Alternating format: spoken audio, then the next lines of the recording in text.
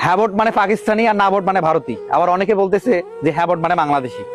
আসলে ভাই এলে সব বাদ দেন, আসেন একটু জানি নেই হা ভোটটা কি, আসলে না ভোটটা কি, এবং হা ভোট হলে কি হবে আর না ভোট হলে কি হবে। তা আমরা শুরুতেই জানি যে হা ভোট যদি জয়যুক্ত হয় তাহলে কি হবে। প্রথম যে কথা দাঁড়াচ্ছে, সরকারের মেয়াদে থাকে সরকার প্রধান, ইনি 10 বছরের উপর থাকতে পারবেন না।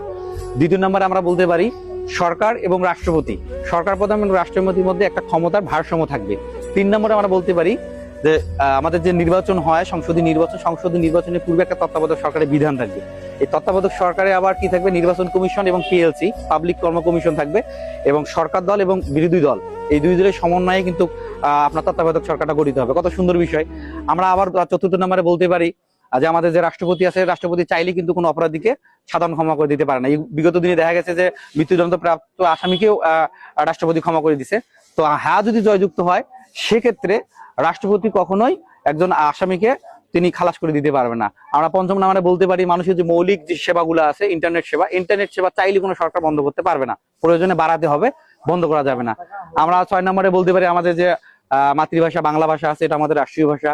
আমাদের দেশে ক্ষুদ্র ক্ষুদ্র জাতিগোষ্ঠী আছে, তাদের নিজস্ব কিছু ভাষা আছে, এই নিজস্ব ভাষাগুলোকে আমাদের সাংবিধানিক রূপ দিতে হবে। এইগুলো হলো হা যদি জয়যুক্ত হয় তাহলে এগুলো হবে, আর না হলে কি হবে, যদি না জয়যুক্ত হয় তাহলে এই পরিবর্তনগুলো আসবে না। এটা সম্পূর্ণ আপনার আমাদের চাই। আমরা যাকে যা পছন্দ করো, যদি পরিবর্তন চাই তাহলে অবশ্যই হ্যাঁ দেবো, পরিবর্তন না চাইলে আমরা না দিয়ে দেবো। আসলে ভাই ভারতী পাকিস্তানি বলার কোনো প্রয়োজন নাই। আমরা সব মিলিয়ে আমরা বাংলাদেশি, আমরা বাঙালি, এটাই আমাদের পরিচয়। 2য় নম্বর, আমরা জানি যে জুলাই যোদ্ধা ওয়াসিম আকরাম মারা গেছেন, আমাদের রংপুরের মানুষ যেহেতু, আমি আবু সাইদ ভাই, শহীদ আবু সাইদ ভাই মারা গেছে। এরা যে জুলাই যে নিহত হয়েছে, সেই জুলাই সনদকে বাস্তবায়ন চাইলে অবশ্যই আমাদের হা দিতে হবে।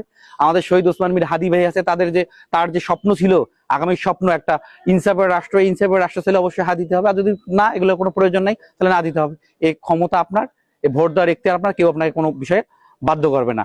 তা আবারও বলতেছি, পরিশেষে হা ভোট মানে পাকিস্তানি নয়, না ভোট মানে ভারতীয় নয়।